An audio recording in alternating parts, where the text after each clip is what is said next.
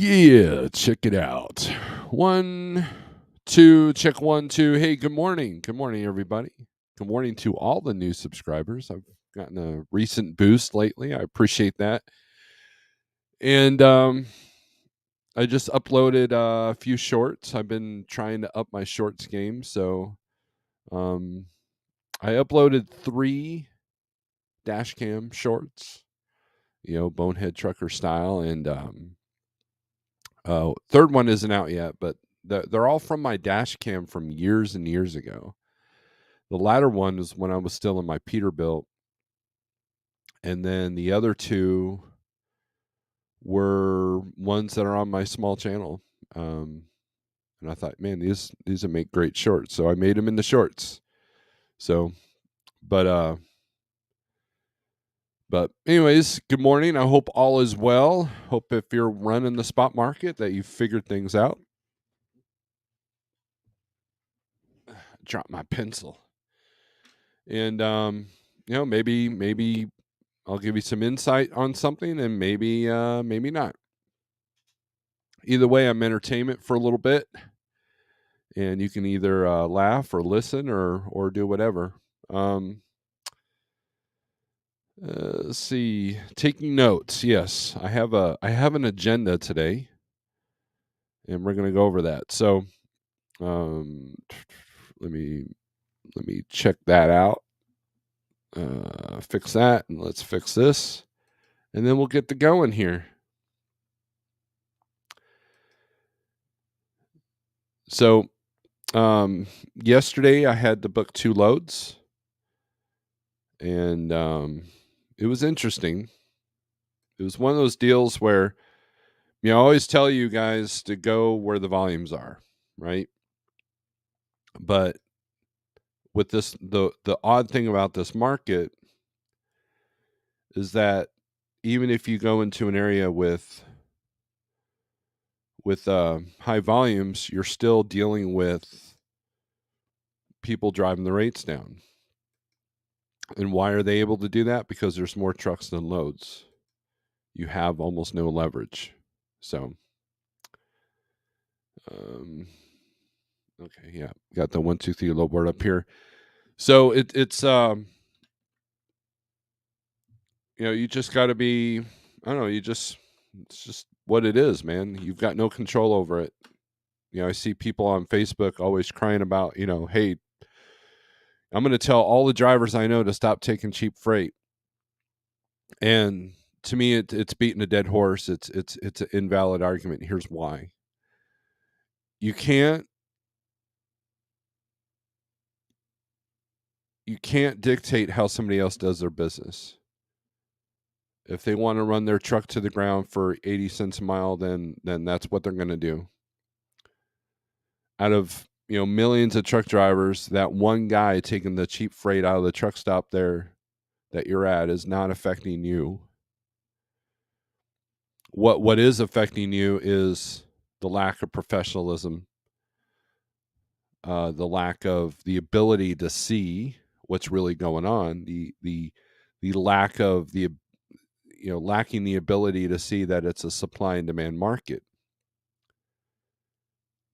If there's 10 loads for one truck, guess what? You can price accordingly. If your business is strong enough to withstand any condition, then it doesn't matter what the price is. Now, there's a limit. You don't want to run for 80 cents a mile. Anybody who says they could still profit off that aren't doing the math. So, CDN says it right here. Say no to high truck and trailer notes. That is absolutely, there you go. We should just end the video right here. That is the biggest truth right there. So, anyways, enough of that little rant. So, figure something out that the others aren't figuring out. And the more you know about the logistics industry, the better edge you will have. And that's where this taking notes thing will come in. So we'll get into the comments, and then I'll go on about taking notes. WCF Invader, good morning. Got your StreamYard notifications on, obviously, because you're in here before I even started the video. Rockin' Robin, what's up? David Edwards, good evening, he says. CB, what's up? Elroy Logistics, hey Steve, blessed morning. It is, man. Slept in a little bit. I woke up and Shannon had texted me at 3 a.m. asking me if I was up. I was like, girl. She had a question and I answered it as soon as I got up. Happy hump day, says CDN Freight Broker. Kansas City to Fulton water loads for tomorrow. Could be gotten for 600. Market improving. Jury's still out for me. Yeah, you know what? We're gonna go over some trend lines. We'll take a look at that. Flatbed Trucker, good morning. The Coach and Stewie Show 2.0. Good morning. What's up, Stuart? Woohoo, good morning from Albany, Georgia. Got an Uber load to Tulsa next. All right. You're going to come visit me. Mr. Charles, good morning. Trucker with T-Bone, good morning. Not first. Sometimes it's not good to be first. Good morning from Kentucky. Jeremy Rice, what's up? Say no to high truck and trailer notes. James Miller, good morning. Shannon says, early birds get the worm. Yes. When it comes to Uber loads, your best bet is between 3 and 5 a.m. That's usually when they up the rates. So it might be I would love to know. I would love to understand the YouTube the YouTube algorithms, but the Uber freight algorithms. And one thing I did notice is that their rates took a deep dive whenever they allowed bidding. Before it was like you see what you get, and you might wait to see if the rate comes up and watch a load. And sometimes it would happen. I watched the load go up $500. I hit click book right then and there. I got literally $5 a mile to go all the way out to past Austin there, Texas. I got $2,500 to go like less than 600 miles. And that was a load of charcoal. Actually, I think there's a YouTube video on that one. I picked it up out of Branson, but there are good rates there, but ever since they started doing the bidding, they want you to be your worst enemy. They want you to see if you know how to price your loads, and the customer is like, yeah, let's keep this rate down for as low as we can. I mean, because look, if I'm shipping stuff, I don't want my Amazon package to cost $50 to ship a book, right? I don't want that. So, the shippers are doing the same thing because they know how much trucks are in the system. They can price accordingly. So, but Uber, I would love to understand, a lot of it's IT. And so there's probably something when it comes to the morning algorithms that is to a person's advantage. I've literally seen, I had one of our drivers call me and goes, man, I'm going to wait till tomorrow to book this load for tomorrow. Like, why? I said, well, the day of, these Pepsi day of loads are going for like $300 or $400 or $500 more than the ones for tomorrow. So obviously they're not covering them. And that's part of the problem is the rates are so low that Uber's losing its capacity because no one's checking Uber anymore because the rates are low. And their bidding system is kind of subpar. I like CH's bidding system. It's pretty much instantaneous. Arrive Logistics has a bidding system and it's pretty decent. But with Uber, you bid on a load and you just kind of wait. And you don't know if they're saying F you or if they've got a dartboard on their wall and they're using darts for your face or they're sitting there laughing at you. You never know, right? So Scorpion Trucker, good morning from Juliet. Waiting to get unloaded. Thanks again, Rig Rental Logistics. You are welcome. Randy, good morning from Wilmington, Massachusetts.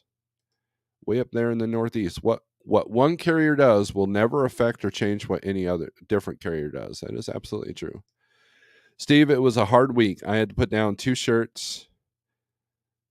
I've been working out in since 2007 in two shorts that I worked out for past 5 years. Washing wasn't riding the smell. A lot of sweat poured and tears. There you go. I'm wearing a brand new metal shirt. Can you guys see it? No, not with. It's a band. Let's see. Getting loaded, heading to Orlando. Home time with the grandson. Let's give a moment of silence for his shirts.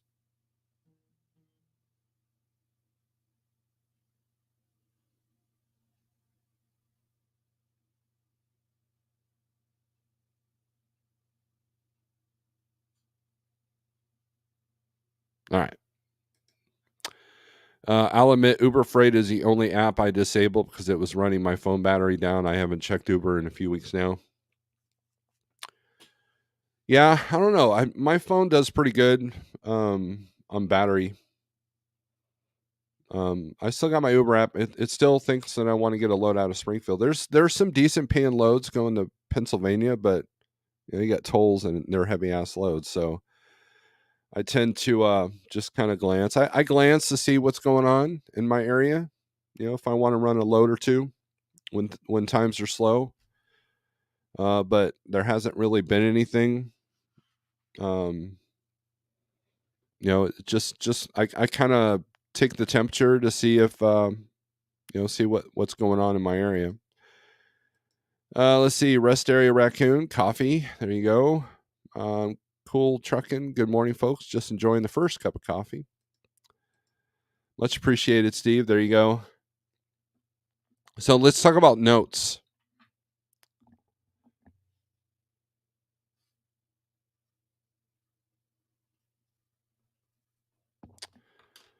When I first entered the spot, let's start over. Let's talk about notes. When I first started, and other YouTubers have made fun of me for this, but here's what I do. I have in the truck, and I still do this. I have two notebooks. Okay, one is actually an organizer calendar thing, and this is kind of archaic, but you know what? I learned this from a Landstar driver. Cassius King is in the house. What's up? And so ever since I started trucking, my trainer, he taught me to keep a notebook where he writes down the load number, writes down the pickup, the delivery, mileage. He writes everything down. And I adapted that to being an owner operator where I'd write down the odometer, the deadhead, put the revenue in the right hand corner. Anybody who's met with me personally, I will show you this notebook. I can't really show it on the screen because of the green screen, but it's got kind of private information, so I don't want to like, oh, look at this, so that has everything. So when I go to enter it into my trucking software, everything's right there. It's just a matter of typing numbers in from a piece of paper, right? So the other notebook that I take, this is the different one. This is the one that is kind of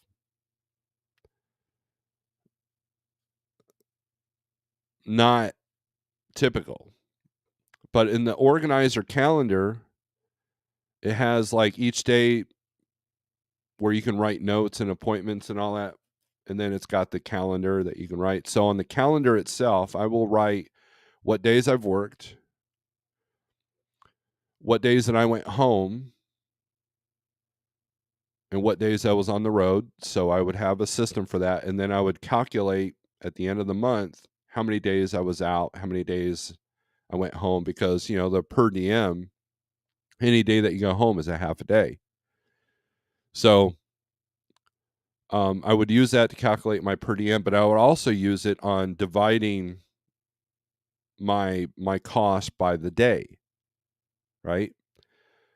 And then I would tally up each load and how much miles I drove and how much money I made that day. So at the end of the month, I would calculate all the deadhead miles, all the loaded miles, and I would do my revenue per mile loaded before Jeff's cut.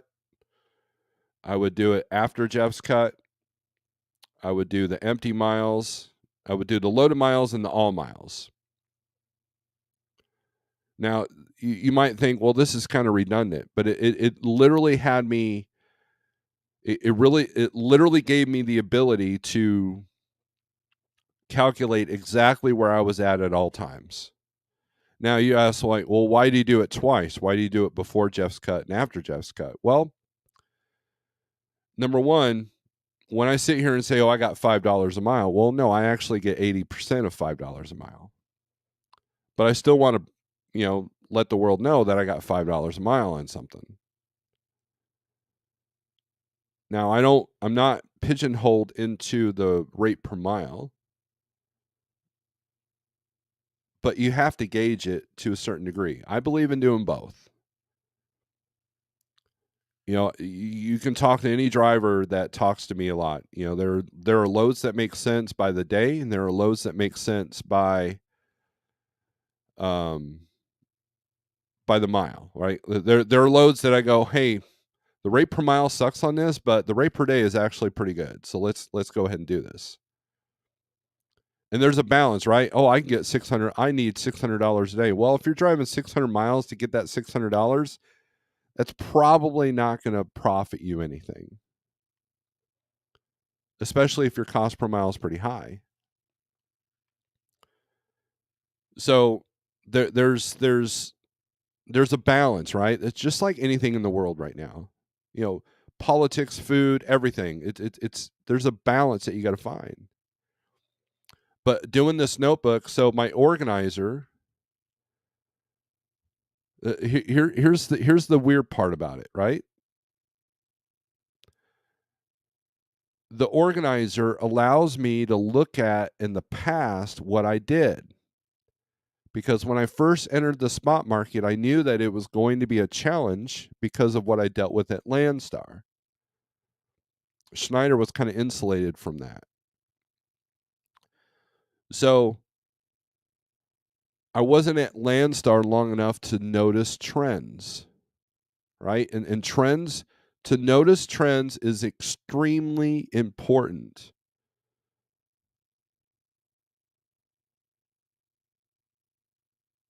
If you're 100% spot market. You want to, even if you're not, even if you're doing contract rates are going down, people. And that's part of the cycle. Once you recognize that that's part of the cycle, then you can kind of get a grasp of how to plan things out.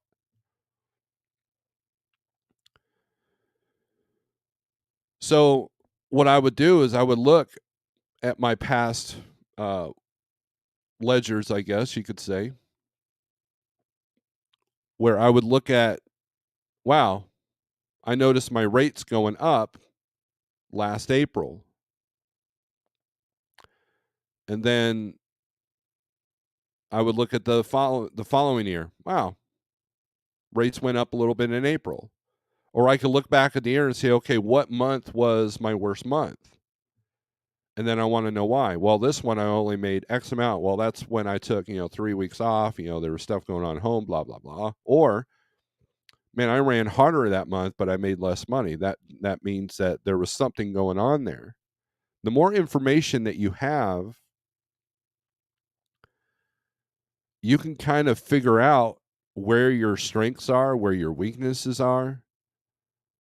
Oh, wow, it shows that this month I did better than last month. Well, why? Well, I was running a different area. I had to go beyond my comfort zone. Oh, wow, there's more revenue.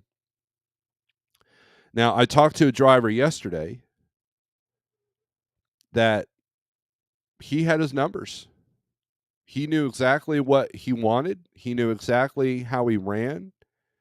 He knew his strengths and he knew his weaknesses.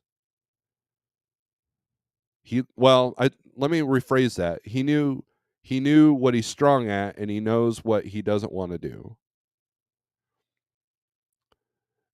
But he's at least aware of it, right? And once you're aware of something, then you can fix something. And so that's what these notebooks do. I had a couple of my close friends, dude, that's redundant. That's stupid. Why are you doing that? And those same people call me today going, "Hey man, so what are you seeing in the market?"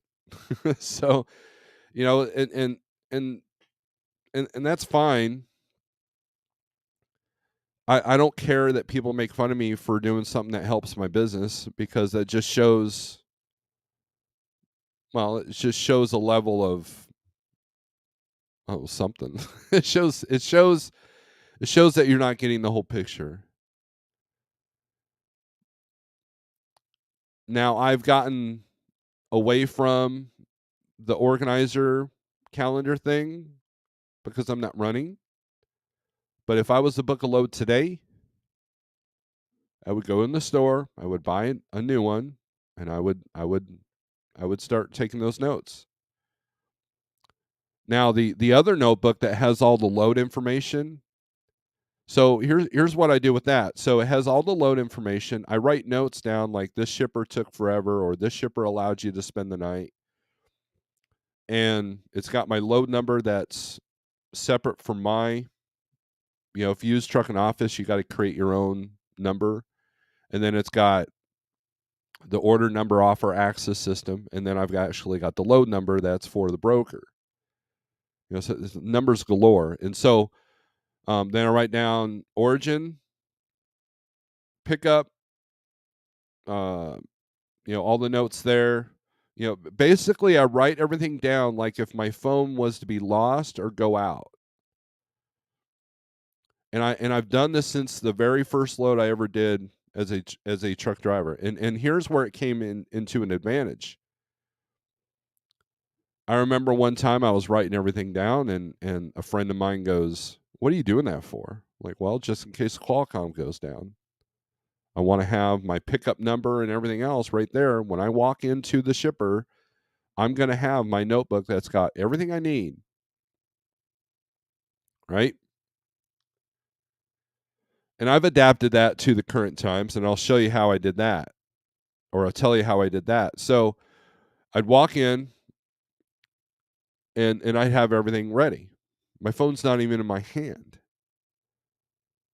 Now, back then, we didn't have the smartphones. This is before smartphones, so you were dependent on the Qualcomm. So a friend of mine, he gets to a shipper, and the Qualcomm goes out. He can't get to his information. He has to call dispatch to get all that information. And so that's why I started doing that, because I don't want to rely 100% on technology.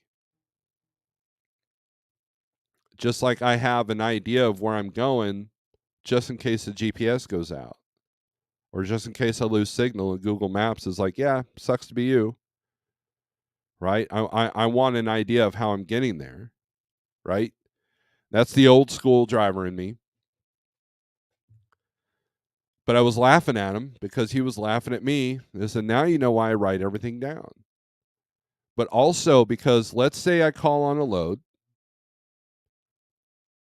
or broker calls me, "Hey, I got one of these, Springfield to Westchester, Ohio's. I got it for, $600. Well, I just did this 2 weeks ago for you, and it was at this amount. Why are we down?" And then, and then they give up some excuse, and then I'll hold my line. But in the current market, I'm starting to see the same loads, but they want less. There was one broker that had a load that we had just done last week. I talked about this on my small channel yesterday. Literally $800 less than what we did it 2 weeks ago. $800, and he would not budge. It was the same broker. I could find both the email chains. I emailed this guy, hey, I'm looking at this load. It was listed as 2 different cities, right? And he goes, well, it's actually, this to this. I'm like, oh, well, we just did this. And I said, is this the thing picking up in this fruit company going to this facility? And he's like, yeah, exactly. That's what it is. I'm like, oh, okay. Why is the price so low? We just did this for, 33 and he wanted 25. He's like, well, this is van or reefer now. I'm like, this is all email. I'm not on the phone. It's good. It's probably good that I wasn't on the phone with this dude. How do you put fruit in a van? Well, this one's not temperature controlled, so it's we can this is a van rate. Now, either this person is lying because it's the same exact product and they're trying to get a lower rate, or they're not informed of what they're actually picking up, because we had to have the reefer at 50 degrees to do this load.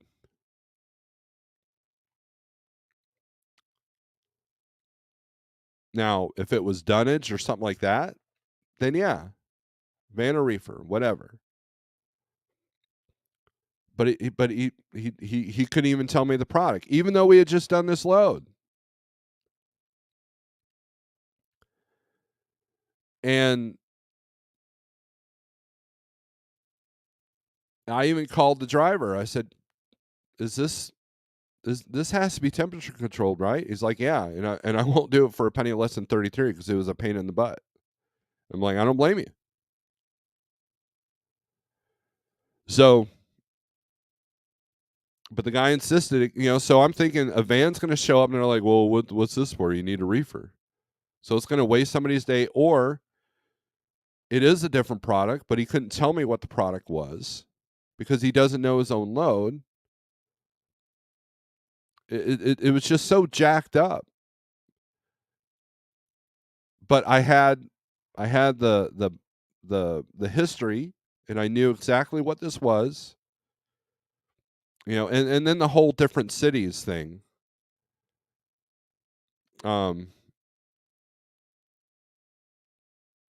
Threw me off. And that I'm going to rant here for a minute. Any broker that doesn't put the correct cities, you can kick rocks. I get it if you're trying to tap into a different market, but when loads are flying off the shelf at a fast pace and I need something specific, and I need to know how much deadhead I really have, all you're doing is wasting my time and your time. And so here's what I've been doing. I call on a load. Hey, I'm calling on your load that picks up in Chester, New York, going to Detroit, Michigan. Oh, well, that's actually picking up in Buffalo, New York, and it's going to Coldwater.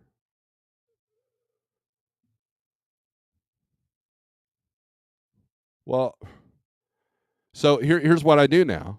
I'm like, okay, well, how far is it from this place to this place where my truck's at? Let me look here. Okay. And how many miles is Coldwater to Detroit? It looks like it's about X amount of miles. Okay, so what's the total miles on this? It's like if you have the correct cities, I don't care if it's a podunk town in the middle of nowhere that no one's ever heard of. I know exactly what I'm looking at with the miles. And why is that important? Well, you're calculating things by rate per day, Steve. Why is the mileage important? Because I want to know if I can, if I'm 1 hour away or 2 hours away.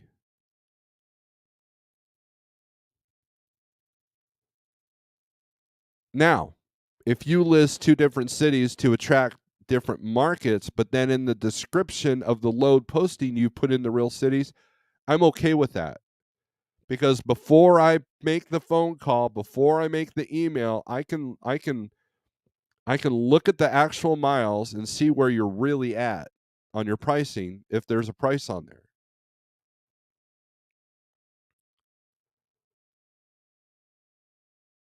And it's not just TQL that does that. They're all doing it. Almost all of them.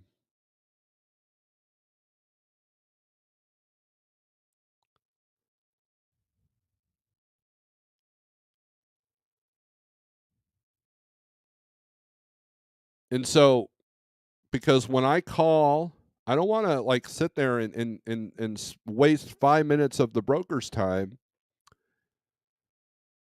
Well, hold on a minute. I got to calculate these miles now because my driver has X amount of hours, or I got to see if he can even pick this up in time. And Transfix was one of the worst ones. I called them up one day. I was sitting there in Sullivan, Missouri at Menards, and I see a load. Menards, or I see a load. Sullivan, Missouri to Indianapolis, Indiana. That's perfect. I like Indy. So I called him up on it. Guy answers the phone. Yeah, Transfix. I'm like, hey, I'm calling your load posted today, picking up in Sullivan, Missouri, going to Indianapolis. Is that still available? Oh, hold on a minute. Hey, Frank, is that St. Louis to Chicago still available? And then I said Sullivan to Indy. He's like, yeah, I know, sir. Hold on. Okay, yeah, it's still yeah, it's still. So what it is, it's actually St. Louis picking up in 30 minutes, going to Indianapolis for whatever day, or not Indiana, Chicago.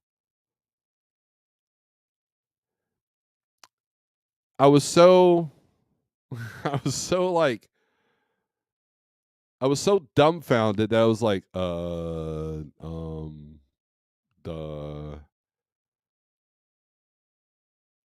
hold on a minute. And so I'm calculating the miles. I'm like, let me call you back. And what happened, I did the calculation. It was a difference of 283 miles when you did the difference of what the actual load was. It shouldn't even been posted that way because the Indy market is different from the Chicago market. Now I get tapping into St. Louis. I can forgive that. Even though I'm like an hour and a half away. So that's the thing. Let's say I've got enough time on my clock for the day to get to pick up something right there in Sullivan. Well, if you book something at St. Louis, well, now I don't have time to get there. That adds an extra 100 miles on this deadhead.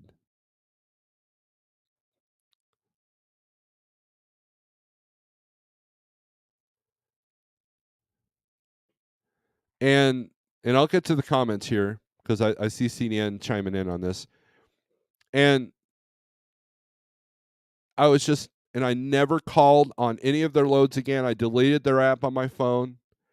And so last year at Matt's, I went up to the Transfix guy and told him about that. I said, do you know I've never booked one of your loads? Well, why is that? And I told him that.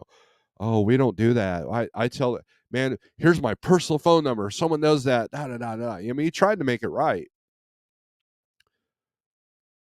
Yeah, but then I understand that people send people to these truck shows to be the uh the advocates or pretend to be advocates. In reality, they forget who you are right after the truck show. And I don't go up there confrontational. I was just like, hey, look, let me ask you a question. Can you help me understand why a broker does this? And this is why I haven't done one of your loads. Now, if you would have said St. Louis to Indy, then I can, or Sullivan to Indy, or Sullivan to Chicago, I would have been okay with that. If it was St. Louis to Chicago, that's definitely okay because that's the actual load. I can understand not understanding where Sullivan is. Everybody knows where St. Louis is. That's the closest market. So that's really annoying when loads are flying off the shelf and I'm having to calculate. I'm wasting your time by saying, okay, hold on a minute. Let me calculate what these actual miles are. Let me calculate actually how far I am from the customer that you need me to pick up at. Because if you got a load that picks up in an hour and I'm an hour and a half away, thinking that I have no deadhead, that's a problem. So I get that it happens a little bit, but the extreme, St. Louis to Chicago, is not Sullivan to Indy. And so that's why you can't go completely off the counts on the load boards, because those loads are posted 8 different ways. He had it posted as, and this is when I was new to the spot market, so I hadn't recognized this pattern yet. But it was listed as Sullivan to, there was a Sullivan to Indy. There was a Sullivan to Fort Wayne. There was a Sullivan to Chicago. Then there was a St. St. Louis to Indy. There was a St. Louis to Fort Wayne. There was a St. Louis to Gary. I thought, wow, Transfix has got 8 loads on here. Cool. Now I know better. Now I can spot that a mile away, usually. Because it's posted 8 different ways, 8 different times. And if you know the country a little bit, if you know your markets a little bit like I do, then you can learn to recognize when it's BS and when it's not. I should do a whole video on how to recognize that for the new people.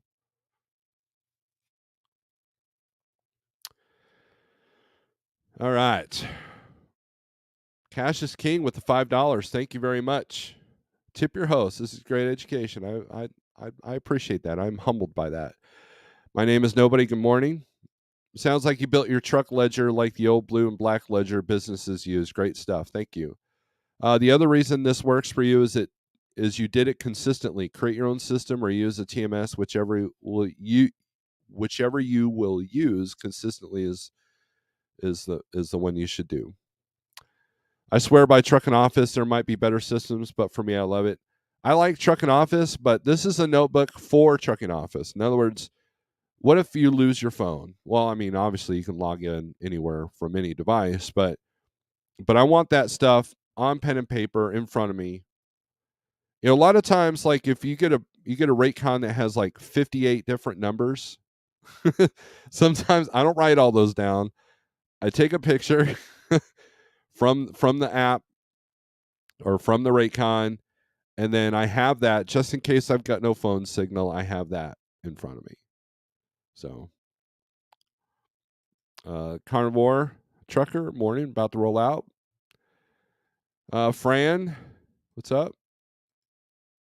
Great info. I tell owner operators that all the time. If you're not writing down nothing, then you don't know what you're doing. You think you do, but you really don't. Thanks, CDN. Due to DIY Semi, I found out even before getting my own authority, knowing your numbers is more important than getting high-paying loads. I owe a lot to him and Snorelord. Steve, you definitely need to cut this notebook segment as a separate video. Excellent strategies provided. Thank you. I will. I wrote down the time. This is a great example of surrounding yourself with successful people and building a network. Absolutely. Steve, to the broker's defense, it might be a shipper issue. The shipper emailed your broker saying, we have another load in the same lane, no reefer required. and commodity not disclosed happens to me daily. That's understandable. Either way, I didn't grab that load. So if the details are too sketchy, then I won't do it. Probably had to sit on it for 2 days in Chicago too, right? When you're keeping track of what you're doing, it's called know the score. All successful business people do this. That is true, Fran. My info goes directly into my TMS. That shoots it to the cloud. Then I can access it multiple ways. I can't read my own writing. I carry 2 phones and 2 computers. But see, that's the thing, James. You're doing it right, and you know your weakness is your own handwriting, right? But so you've adapted by having 2 phones and 2 computers. So, um, even if you just keep the PDF of the rate con and you put that in a filing system, that's on your phone, regardless if you got a signal or not. So, content ideas: pick one load a day and break it down and give it a Snorelord score. It could be a Rotten Tomatoes for loans. It might be a good idea. What are the team rates? Team rates. I look for team loads all the time. I have a reefer team.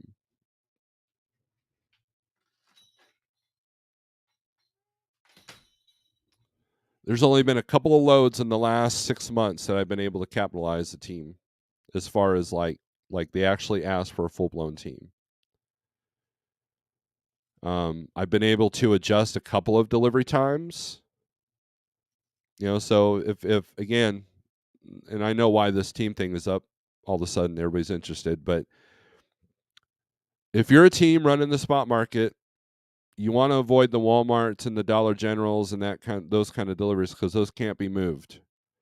But if you can grab first come first serve and find out from the broker that the receiver will take you early, then boom, you can up your rate per day.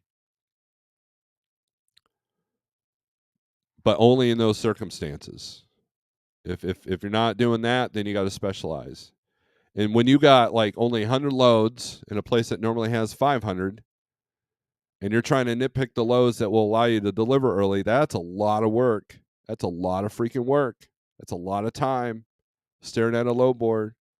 So the minute that you do a team load, you call that broker and say, "Put me on your list. We're your guy. We're your gal. We're your peeps. We're your truck. We are your truck."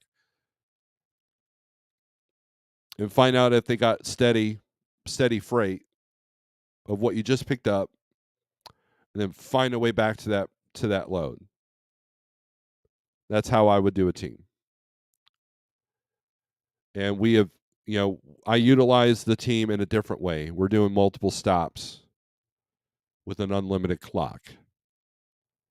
And that's why I say husband and wife is better, because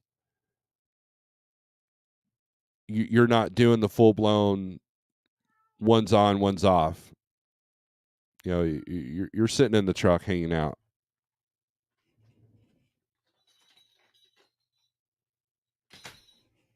And, I like you people, but there's only one person I want to spend hours and hours and hours in a truck with, and that's my wife. And she does not have a CDL, so no teaming for me. Steve, if you have time, could I pop on and answer a question why brokers still call carriers even though you provided a tracking link? If today, we can do that. So let me email you a link.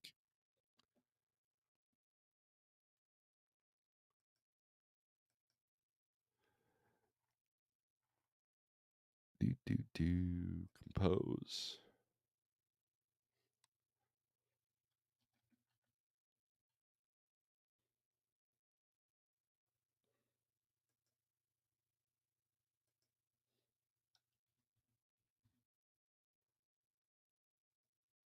All right, copy paste. Bear with me, people.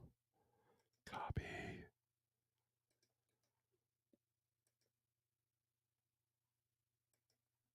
There you go, Rob. Fran, you could write it in the notes on the phone. That is good, right? Yeah, sometimes I write in the notes. See phone. because there's like 83 numbers. And 9 times out of 10, I go up to the shipper. It's like, all right, what's your pickup number? Well, what to start with? Because I've got 58 numbers here. Almost all the big brokers do that on the low boards. It is less of a thing on their own boards, hence why I use a handful of brokers and use their boards, not DAT or 123. How long does the team truck last? It depends on what their needs are.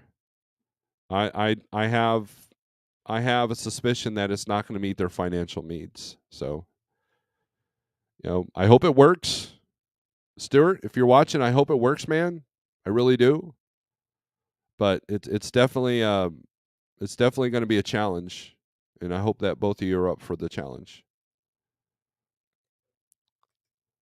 If something sounds sketchy, it is sketchy. Yes, when it comes to loads and details, I if it sounds sketchy, I had one time I called on a load that was picking up Friday evening.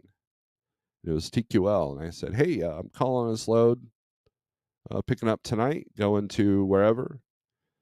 And they're like, "Yeah, this picks up Monday. Can you do that?" I'm like, "No, I'm looking for a load today." "Oh, well, it can pick up today." So I got the details. So here's what I did. I got the details from the load from this dude. So I know not to call on this load again for the rest of the afternoon. Because this was thrown in my, hey, I need a load today. Okay, what time are you emptying out? 4 o'clock in Indy. I'm like, all right. But see, if I would have taken that dude's word for it, driver would have showed up Friday afternoon, and guess what? He'd be sitting all weekend. So you definitely got to be careful of that. Truckers Education Network, start over, please. No. I defy you. You'll just have to watch the replay. CDN, my ELD has the capability of sharing a link and giving real-time location. Would that reduce check calls? That's a great question. That's what we do a lot of times. But some brokers can't click on links. They're not authorized to because they don't want anything in their system. And then sometimes the third party is the one that wants the tracking links. And so you're getting tracking links and the phone calls because the right hand's not talking to the left hand. And I believe that's what CDN's going to come on here and say if he shows up. SST, you are late, but I'm glad you're here. I'm with Jeff. Start over. Well, you and Jeff can watch the replay together. It'll be like a good meeting. James, I completely spaced calling you yesterday. Things got a little bit hectic. I will call you today. So I'll let you know what I've got going on and what I have in mind. So, but anyways, while we're waiting for CDN, maybe I'll text him. No, I can't text him. We're on the phone here. CDN, where are you? All right. Oh, there he is. All righty. What is up, my friend? Good morning. What say you? Oh, you're fine. Your audio is great. Good. Yeah. So what? I better pause. Rookie move. Okay. So thanks for letting me come on. Just real quick, I won't. I'll try to keep it short here, but we'll just focus specifically on tracking. So I know that many have talked about it, including Jeff, where you guys provide a broker a link to your tracking. Could be, well, used to be Keep Trucking. What's that, Motive now? Or it could be whatever version of ELD you're using. A lot of them nowadays have tracking links. Mm-hmm. So I had a load that was picking up on Friday, and there were just so you get full disclosure to know the kind of more back history. It was a partial, and it was supposed to deliver. Well, it was supposed to pick up Thursday. The carrier didn't pick it up till Friday, and then, which is fine. And but when they left, we had a little border delay. They were hesitant that it was going to be solved, and I assured them it would be, and it was. It took a minute, but it got solved. And but on my load confirmation, I said deliver Monday or Tuesday, so 19th or the 20th, with 24 hours notice. So Monday comes, no updates, no nothing. And same with Tuesday. And I got super busy, and my fault. I should have emailed them sooner. So, anyways, Wednesday morning, I'm realizing that there's been no communication by the carrier. So I reach out to the carrier saying, hey, what's going on? Sorry, yesterday was Tuesday. So I checked, hey, is your driver on track to deliver today? No. So they said, here's our tracking link. Okay. So they sent me the tracking link. So I look at the link, and he's about 341 miles. That's when I emailed you. Well, shortly after that, after back and forth, I had texted Steve saying, do you know of a suggested truck stop for overnight parking? Because this carrier says, well, yeah. So I said to him, okay, you provide the tracking link, and this is where the question. So you provide a tracking link to a broker, which is great. So if a load goes for, say, 3 or 4 days, it's a long, 1,500, 2,000 mile run. That's great. I don't need to call you to see where your truck is at. I won't bug you. I can do the math myself. But here's where the thing comes in. The one thing I cannot see is the driver's logbook hours. So when a driver has, like yesterday, so I look at it, well, he's not going to make it into, it's basically Kansas City, Kansas area. I won't disclose the exact location that I did to Steve, but it's in the vicinity. It's a suburb. So I look at it. So he's 341 miles away. And based on the time, it's going to be 6 or 7 p.m. before he gets there. So now I don't know if he had other stops, and I don't know where his logbooks are at. So they said, no, yours is the next stop. Okay, great. But my customer was expecting an appointment time. But they said, well, so I said, will he be here based on his clock? If he stops at this time, he takes his 10-hour break, he can be here at this time. So I went back and forth after this link. Like, I can share the email, but to summarize it, they said, well, I said, so he could deliver for 8 o'clock. I said, they actually start at 6. They work at 6 till 4. That's why they said, well, what time are they working until Tuesday? I said, no, it's going to be, there's no way he's going to make it because they leave at 4:30. So, okay. So I said 8 o'clock, or they started 6. Well, he's working off Pacific time. So there's no way he's going to get up at 4 in the morning to be there for 6, because we don't know where he's going to sleep. He doesn't know where there's truck parking. I'm like, well, okay, I can help you. So I started giving them locations where you can stop. And then they're like, well, he's 61. He's not an early riser. Well, you didn't disclose this to me at the start of the load. And the whole point is, it's a great carrier. I've worked with him for years. It's the fact that when I just asked, where's the driver? When's he going to deliver? They sent me the link. Great. But when you say, why do brokers keep calling me? It's so if you have a load, here's the best practice. Tip 1. So if you can share a link, share the link. That's great.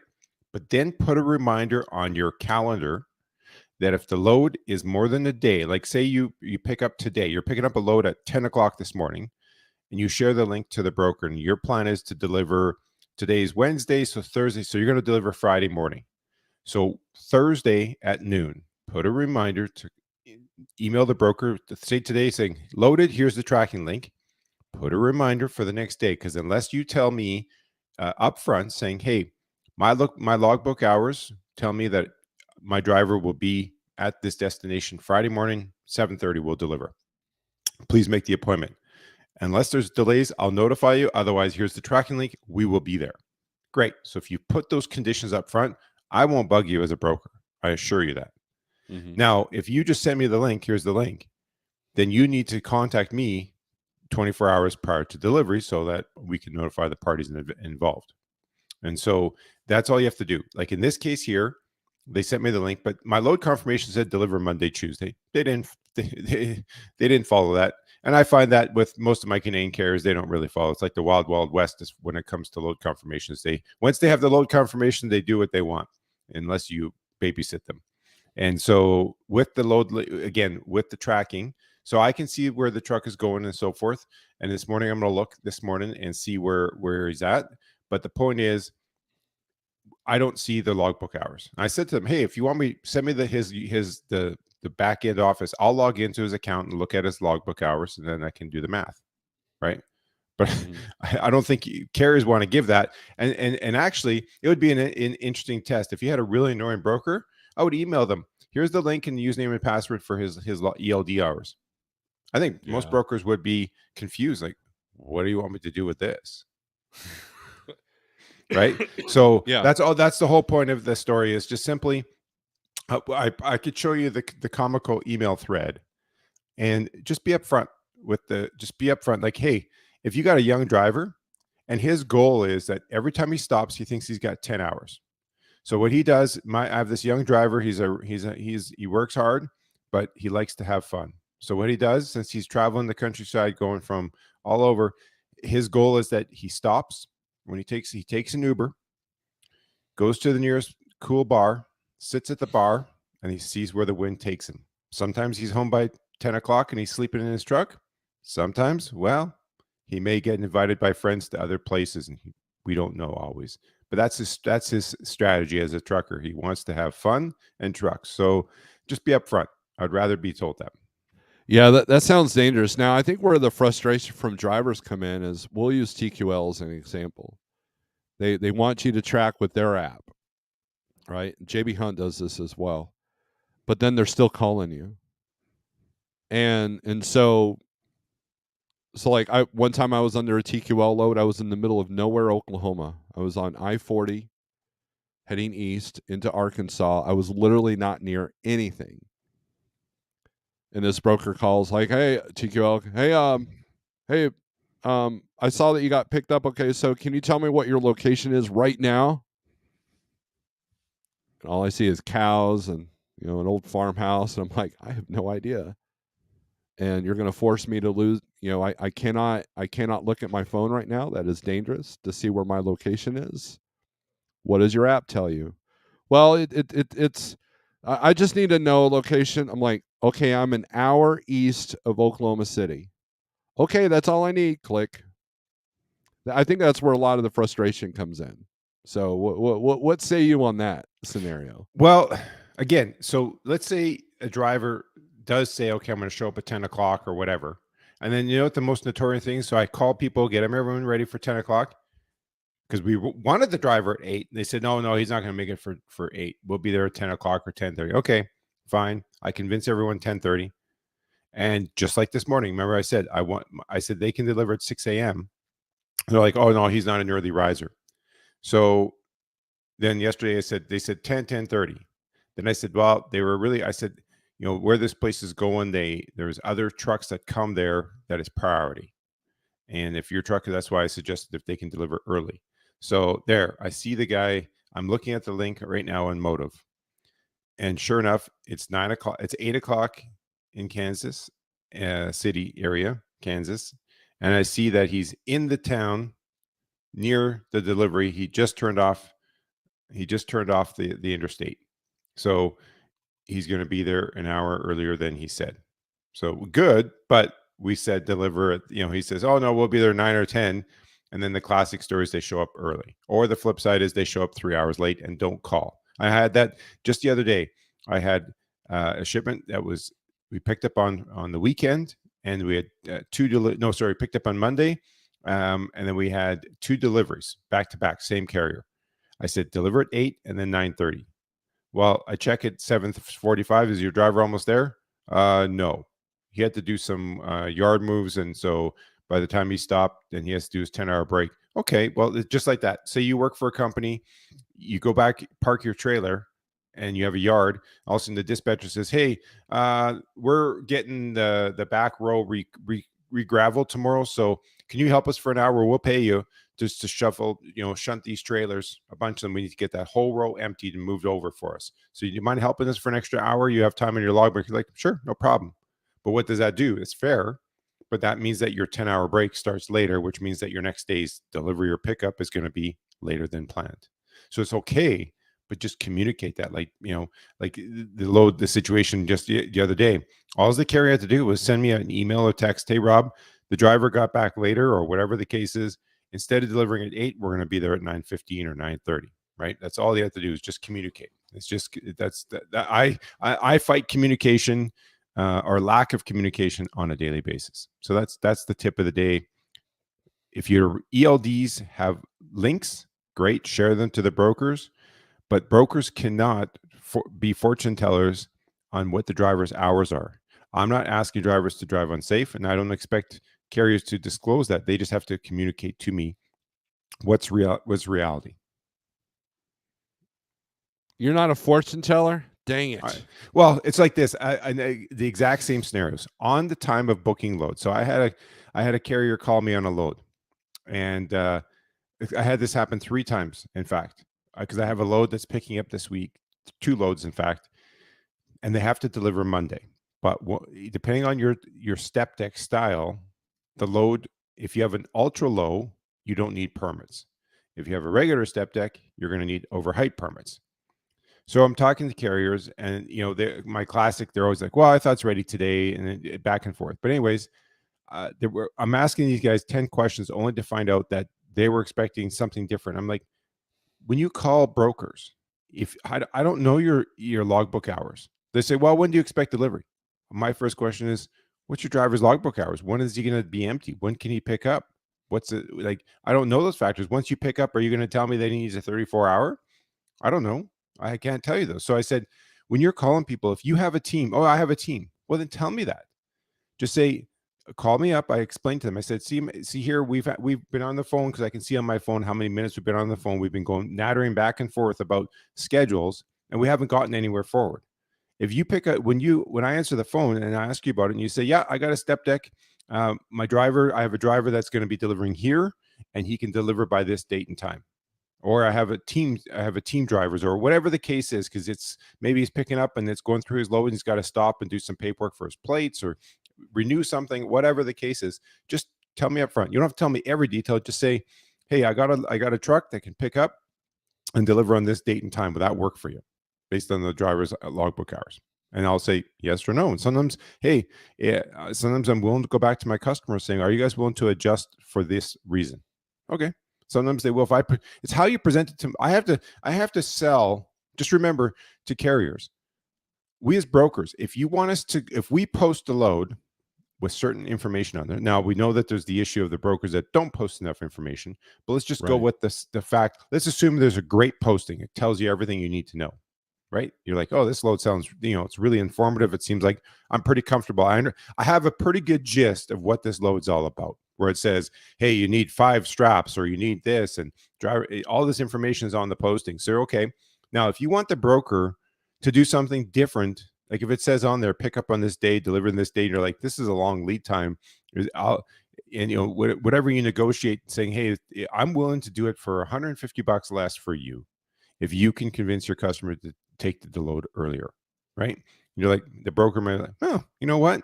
So we have to take what you and I discuss and sell it to our customers. Because like this load that's delivering this morning, because I'm literally watching the driver. He's just driving down the street towards the final delivery location.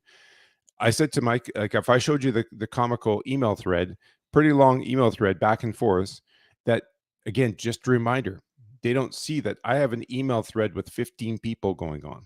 And there's people that are even in the city that work for the consignee company. Like in this case, there's my customer, there's their customer, and then there's the construction company that it's delivering to. So it's all these multiple parties, and then there's multiple people within that. So sometimes this driver just thinks, "Well, I've got this one partial on the truck, so it doesn't seem like a big deal." Because even the dispatcher says, "Well, this guy's not going to work too hard for this load because it's only paying this much." Well, I paid you the rate that you asked me. We worked on this load. We did a very similar load 6 months ago, and that's why I called you.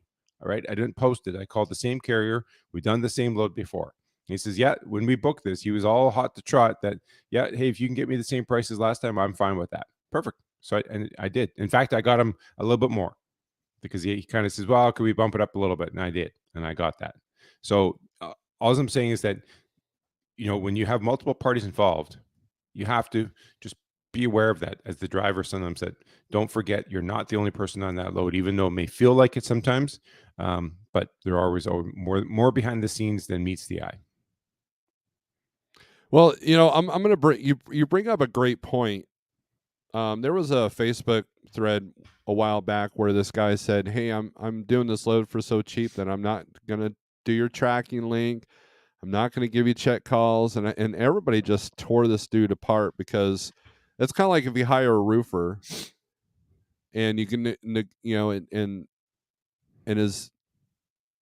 he estimated too low, And then he comes up and he goes, "Well, since you're paying me so little, I'm going to do a half-ass job."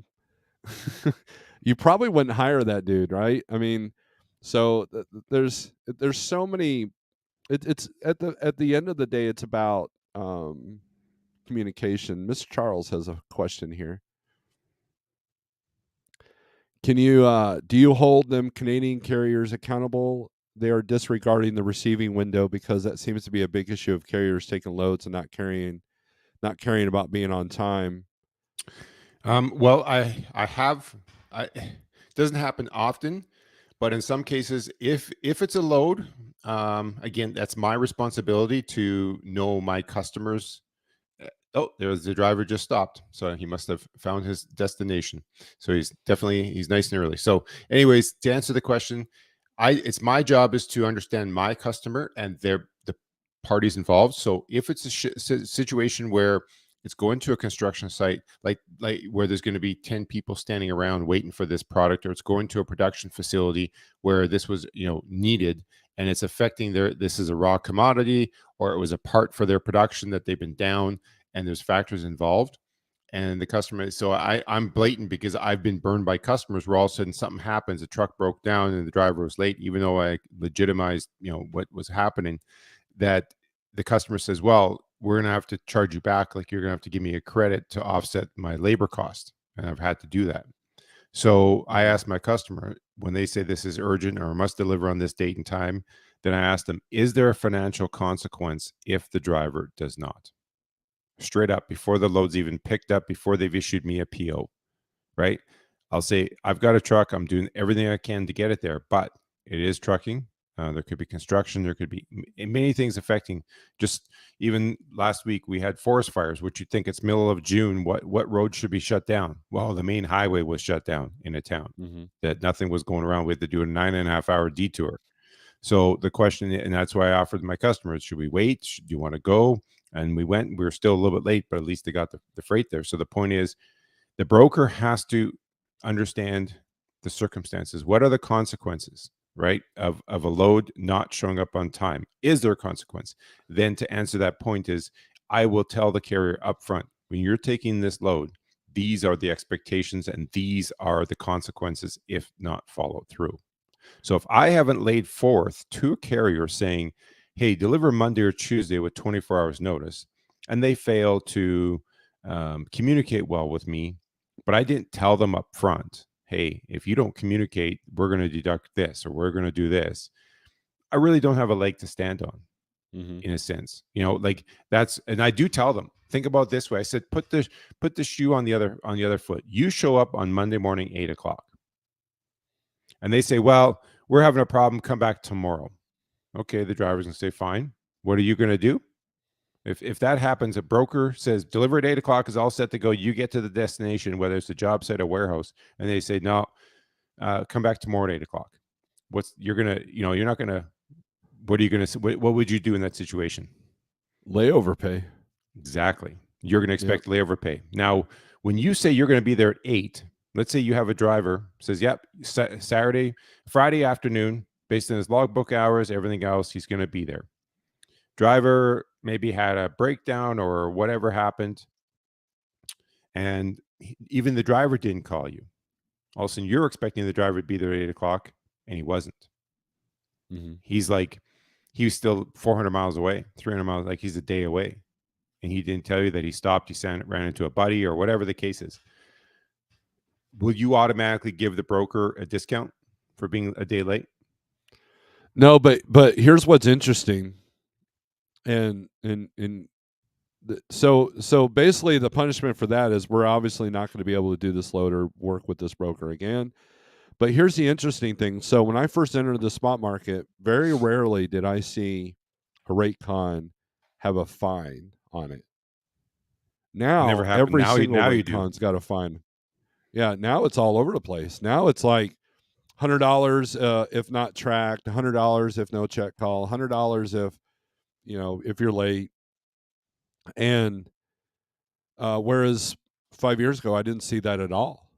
But you know what I did see 5 years ago? I knew personally drivers that that book the load knowing that they can't make that delivery time, and then come up with an excuse like, oh, I had a flat tire, I was roadside, or I had a breakdown, or something.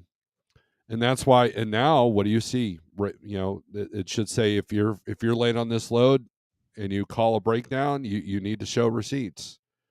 I I'm had trying to. a I'm looking. My eyes might be looking away to show an example here. Because what I was going to say is, I think that maybe where the private spot market carriers and the brokers should be taking a little leaf or chapter of the LTL world. mm-hmm. Because I have carriers that say, okay, even if you look at a lot of LTL carriers, so you have your spot market where you say you negotiate a rate, let's just say $1,000 for a load. Okay. All of a sudden, you get the load confirmation that says, yeah, pick up today at 2:00 and deliver the following week. Friday, say it's like today, pick up today and deliver Friday morning at 8:00 or 8:30. You're like, good. All of a sudden, Thursday morning, we need the driver to deliver at 6 a.m. You're like, okay, he's got the logbook hours, but maybe in a lot of the LTL carriers, anything before 8 a.m. delivery is a surcharge, right? If we looked at it from a regular job standpoint, right? If you start a job, if you work at a warehouse and they say start at 8, but hey, we need everyone, we're going to have a super busy day on Friday. We need everyone to start at 7, but work your regular day. What does that usually assume? You're going to get overtime. Overtime, yeah. Right.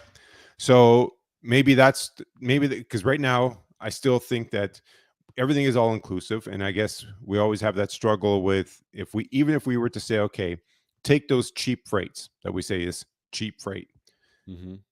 What if, if we say, okay, what if whether it's FMCSA or just an unknown that, it's kind of like the rules of trucking is that at minimum, any party involved respects the fact that you got a $200,000+ truck and trailer that's being used, and we respect it enough that we're going to ensure the driver gets at least that 80 cents a mile plus fuel, or $1 a mile plus fuel surcharge at minimum, right? So at least if you're coming out of Florida with $1 a mile, you're getting $1 a mile plus fuel. So the fuel's being paid for at minimum, and a little bit of money towards the truck and the driver, right? So what if there was some hidden rules that, like, let's say, let's take, your carrier. What if on your email says, our standard terms and services. So when the broker clicks on there, or like you set up a new broker, so they send a carrier package. You send back a carrier package, like they send the broker package. You could send a 1 or 2 page carrier package that just says, when you work with this carrier, here's our standard terms. We will provide, tracking. We will do this. We will ensure our insurance is current. We'll ensure whatever the standard terms that you feel is your part of your regular business practices. Mm-hmm. If you want weekend deliveries, even deliveries, or anything before 8 to 5 is our standard terms, right? But anything outside those hours, additional charges will apply. I kind of do that on an individual basis. So if I call in a load that picks up at 3 a.m. and the driver's willing to do it, I'm going to ask for more money on that one than say something that picks up 8 to 5 open window, for the next day, 8 to 5 open window. Right. But I have a little bit of leverage. Right. But at the end of the day, though, 2 years from now, when you look back at a load at a lane, you're like, oh, we haven't done this lane for a while. And you look back in your Access TMS and you look at this load, you're like, oh yeah, we got paid really well. Because you saw this bottom line number, because it's just entered as one number, $3,000. You're like, wow, we got paid $3,000. Oh yeah, we only do those loads for $2,000 an hour, $2,200. Unless you put a note in there or really dove into the load with just by quickly looking at the report, Mm-hmm. that you didn't show, okay, here's our typical rate, AM delivery fee, where you can actually see why you got paid more, right? It was a $200, $300 more because of that early AM delivery fee. So not breaking down the charges is, even if it's kind of like Landstar, right? You book a load with Landstar agent, you agree on $1,200. All of a sudden, when you see the Landstar invoice, it's all broken down with fuel and tarp fees and all kinds of stuff. But Mhm. they still, it's a total number, but they break it down themselves. So Right. there's no reason that you couldn't do the same thing in your system. Like you agreed with a broker, this $2,000 or $2,500 fee, but you actually broke that down. Yeah, that's a great idea, but it's unrealistic in the fast pace that we deal with, because you're dealing with drivers that don't itemize anything, and then you're dealing with brokers that really don't care. They just want the cheapest truck. Right. And so, they're hoping for the driver to not even know that, maybe you should ask for more if you're picking up at 3 a.m. That kind of thing. And when I do that, I don't say, well, I need an extra X amount. Every now and then I'll break it down like that personally in a phone call, but there's no like set rate. I just know I can ask for more. So there's so many moving parts that's kind of an unrealistic. It's a great idea in theory in a perfect world, but when you're dealing with drivers that don't care and brokers that don't care, it's all this stuff is minutia, and But that's at why the end of the me as day, a broker, uh-huh. I'm forever having 50 to 80 loads uninvoiced. Why? Because I'm not, I don't, everything I have, all my loads, if you looked at them, they're broken down. Right, I'm not saying I never have no flat fees, just because I have right, some loads where it's 10 feet of truck going from point A to point B straight for a load. But I deal with a lot of hourly business. right. So I cannot just say, okay, we budgeted 10 hours, and all of a sudden the carrier sends me, says, Rob, it took 15 hours. I have to know the exact breakdown where and why the delays occurred. Where was those 5 hours? So Mhm, that next year when I do the same job, I'll look at that and identify, okay, when we requote and doing the same job, should I be budgeting at the same 10 hours I originally did? Because that 5 hours was actually, I was at a job site and there was a safety situation and all the work stopped for 3 hours. mhm, So that's an anomaly.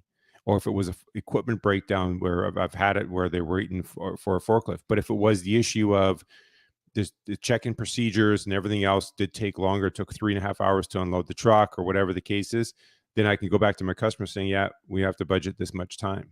And I need to break all those times down so I can justify it and figure out where it's fair and what's not fair. Cause I need to cooperate what the carrier is saying with the site.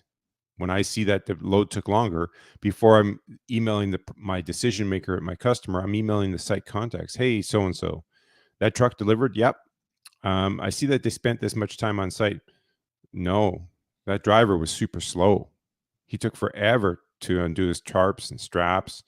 Like we sat there forever. Or mhm. once we were done, he was just chatting with the guys, slowly putting his stuff away, wasn't, hustling at all. So now I'll go back to the carrier saying, well, were you aware of the following? So then sometimes that's where I negotiate. Just like the other day, I had a load picking up at a site and I was using a regional LTL carrier. And I said to him, it was 5 pallets. I said to him, I don't know the exact dimensions. Like a shipped in product, but there's going to be less coming back out. So I literally dealt with this up till last night because they picked up on Friday. They confirmed, yeah, Rob, it's all picked up. Here's your tracking number. Great. And I put on twice. I said, make sure I put it clear. Please measure and weigh it. Tell me exactly what the weights were. Right? If it's heavier, lighter, whatever, I just bill me according to the actual weights. The shipment delivers. I email the terminal for the scale tickets. Oh, we didn't do that. So we went back. I said, so hang on a second here. And this is what I deal with because I deal with a lot of LTL. And LTL carriers, they are so fast on the ball. When something is heavier, if I say 500-pound pallet and it's 625 pounds, it is rescaled, rebuild in minutes. But let's say the customer pulls off. They pulled off 5 boxes last minute when the driver was there, and now the shipment, they said, oh, that should be 425 pounds. And I email the carrier to rescale it. They are rarely, no, actually, I can say never in 16 years has a carrier came back and said, we rescaled this. It was lighter, so we reduced the rate. Never. They just, so this, in this case with the 5 skids, I put 5,000 pounds as a rough estimate. So I said, I'm pretty sure it was actually lighter than that. So we went back and forth, and what they're doing for me is they said, we're going to bill it at the cube at 3,200 pounds. But the point was the fact that they didn't measure it. So I said, I guess I should have put 5 skids at 500 pounds, and you would have never checked it. Right. Well, T-Bone brings up a great point. He says CDN appears to be the exception to the rule when it comes to brokers. Well, I guess I should say agents that normally answer the phone. So, and that's the point, is that you've proven time and time again that you're on a whole different level than 99% of the brokers that I talk to. And Yeah, and that's the difference I'm there. also not, yeah, and I'm also doing a book of business that's different than most. Like, I'm not Right. dealing with 20 loads of water a day. I'm Right. dealing with a lot of project work where I'm doing multi-modes. I'm picking up at ports to containers. I'm arranging warehouses to get destuffed, transferring that to another piece of equipment, hiring cranes and other, stuff, and then getting onto a final truck and transporting it across the country to the final destination. I'm dealing with a lot of site deliveries, and I also deal with a lot of LTL. And let me tell you, LTL companies, if you're a shipper and not using a broker, guaranteed you are overpaying your LTL freight. Guaranteed. I can prove for a fact any shipper that does not have a broker doing their freight, let me audit. You keep booking your freight with a carrier, just let me manage it. Send me the invoices, send me the original bill of ladings and the PODs. I guarantee I'll save you money. Guaranteed. Because they're like, the LTL carriers, just they take face value, and they'll add fees without even questioning it. It's amazing. But that's why a lot of them are successful. But at the same token, but that's the nature of LTL freight. If you're going into the world of LTL freight, the whole idea is, if you're a shipper and you're like, yeah, I want to reduce my shipping cost, and you want to go LTL, just understand you have that responsibility to ensure that the goods are packaged to withstand the rigors of LTL freight. And what do you mean by rigors of LTL freight? That means that, remember, a local truck is going to pick up that freight. They're going to bring it to the local terminal. So that's already a transfer. Throughout the day, when that driver picks it up, if that truck was almost half empty, he might be juggling that pallet around. Or if there's other freight on the truck when he picks up and there's 6 pallets behind, you don't know, maybe he still has to make those deliveries. So he's going to be moving your pallets, your 1 skid or 2 skids around that truck numerous times in the day. Then he brings it to the terminal. They take it off. Then they're going to put it onto another truck. It's going to get moved in the warehouse from one side to the other. And then it's going to put on the truck, transport down the highway to the next terminal, and moved and shuffled all the way to the final destination. So it could be handled numerous times. So you need to ensure that nothing overhangs the pallet footprint. You need to ensure, like, literally, if I can say one thing, if you're a company that's shipping LTL freight and wrapping boxes on pallets, think of it just like a flatbed. A flatbed driver should be securing a load. So if that truck was flipped upside down, nothing falls off. Mm-hmm. And that's no different than a pallet. If you have a pallet of commodities or boxes or whatever's on the pallet, if you have a valve, a 450-pound valve, and all you did is set it on the skid and put some shrink wrap around it, well, good luck. Just, it's a hope and a whim that it's going to stay in place. That needs to be steel banded to the pallet, then shrink wrapped, right? That's the point. That you should be able to take that pallet, flip it upside down, and nothing comes off the pallet. So, yeah, you're definitely on a different level, CDN. So, well, that's part of but see, that is what happens though over time. When you build relationships with shippers and carriers, the shared risk factor gets higher, right? That's what you have to be willing to take on. When brokers start to call you, hey, I've got another one of these loads out of the blue. They didn't put it on a load board. They just called you. Hey, do you have another driver that could do that same load? I do that on a daily, right? I have carriers that I just call them. I don't have to post on the load boards. It's a matter of whether they have the truck and it has the hours to do it.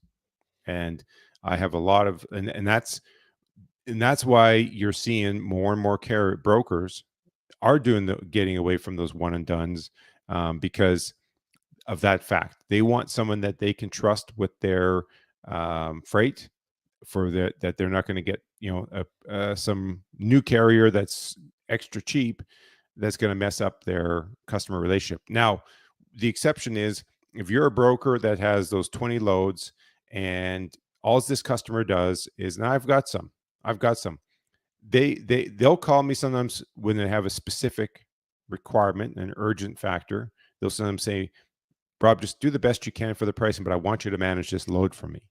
Versus you receive the email, you can tell it's an email blast where there's 10 loads listed, cheapest gets the load, right? Mm-hmm. There's a difference. And that's not saying I do, kind of like you were saying, well, I got paid cheap, so I'm going to do a cheap job. Well, that's part and parcel of the process. And it's like, just like this, if you know that there's a shipper that has freight in the lane that you're looking for, and you know that they use brokers or they use carriers, it's not like they own their own trucks, but you actually know they have freight, and you're trying to get in there, then you may have to get your foot in the doors. You may have to take their crap loads for a little bit of time to build trust, show your consistency, and then over time, eventually get to the good loads. That's just the reality of it. I like what Charles said here. The issue is everyone is wanting to battle each other instead of acting like partners on both the side of the carriers and the brokers. So what we see now is closed doors and cookie cutter logistics. And that's the frustration of the market today is people are angry, people are mad, people are desperate, and so everybody's making mistakes and not communicating, not realizing that a lot of the problems that they're having is due to themselves on both the broker and the carrier side. Well, and in closing, because I know we got to probably cut this off, but think about it. I always think about it this way. You guys always complain. Sometimes you guys reach out to a broker and you could tell that the broker's not working from Canada or United States, some other country. Right. So my question is, how did they get the freight? No, That's the question. Yeah. You know what I mean? And then, so now this goes a little deeper. So is the issue the broker, or is it partially the shipper? Because why, if the shipper is taking some brokerage, are they taking it because maybe they have a representative in North America, and then once that representative secures the freight, it goes off to some dispatch team in another country that's flogging the market to try to book these loads? So it could be. Or is it that the broker, this person was able to present themselves? How do they get their foot in the door where you've been trying for years and you're based literally in their city and you still can't get through to them, but yet some other company from another country is getting through? Like this, that just shows the complexities of this business. Right. Yeah, I agree. So, all right. Well, CDN, thanks for your input, man. As WCF Invader has said, CDN, thank you for your input. You're a wealth of knowledge. I appreciate you, my friend. No, and thank you guys again. Thank drivers. Without the drivers, well, we're useless. So it's a true partnership that, I can have all the freight in the world, but if I'm not the nicest person and no one wants to haul loads for me, well, it does no good, because that means I'm putting loads back to the shipper. So it's a circle. And all it is when you really start looking at the stories and everything else, I always keep using, that image of the fast paced, the lights in the city flying down. And that's all we are, is just taking pockets of time, because not one broker can move all the freight in North America, in the United States, and not one carrier can move all the freight, and not one shipper has all the freight. So it's a whole process. Respect the process, as you talk about consistency, and learn. And there's going to be some bad apples along the way. Use your notebook, use your TMS to know those ones, and let other people in your network know that these are not the greatest partners to work with, and then move on to find the next best partners that are going to help you achieve your business goals. Good words, CDN. Thank you very much. We'll chat later, and have a great day. Have a great day. Yep. Bye. All right. That was CDN. Make sure you check out his channel. I'm sure you can click on his icon in the chat there and check out his channel if you're interested in that thing.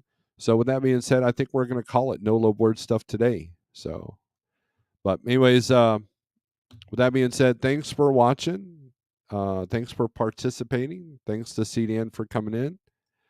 And remember, strength for today, hope for tomorrow. Aggression turns the screw. Later.